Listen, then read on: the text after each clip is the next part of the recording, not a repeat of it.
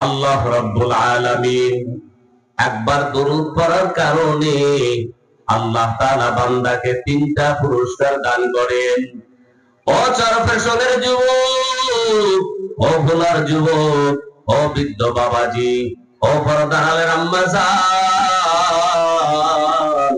রাহমাতুল লিল আলামিন বলেন, একবার যদি কেহ মদিনাওয়ালার নবীর শানে যদি কেহ এতটুকু দুরূদ পড়ে সাল্লাল্লাহু আলাইহি ওয়াসাল্লাম, পড়তে কোনো কষ্ট হয় নাই, সময় ব্যয় হয় নাই, তেমন কোনো আপনার জবানের দ্বারাও কষ্ট হয় নাই।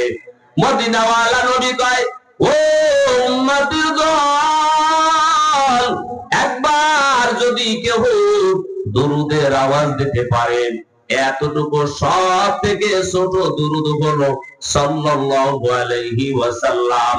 রাহমাতুল লিল আলামিন বলেন, একবার দুরূদ পড়ার কারণে আমার আল্লাহ রাব্বুল আলামিন বান্দাকে এক নম্বরে যেই পুরস্কারটা দান করবেন, আল্লাহ তাআলা বান্দার আমলনামায় আল্লাহ দুরূদের খাতিরে কমপক্ষে 10টা নেকি আমার আল্লাহ লিখে দিবে। ও নবীর উম্মতের দল, 2 নাম্বার পুরস্কার আমার আল্লাহ রাব্বুল আলামিন দুরূদের খাতিরে বান্দার আমলনামায় যত গুনাহ করেছে এই গুনাহের থেকে আমার আল্লাহ একবার দুরূদ পড়ার কারণে বান্দার আমলনামা থেকে 10টা গুনাহ আমার আল্লাহ মাফ করে দেয়। এ নবীর উম্মত আশিকের দল, 3 নম্বরের পুরস্কার শোনো।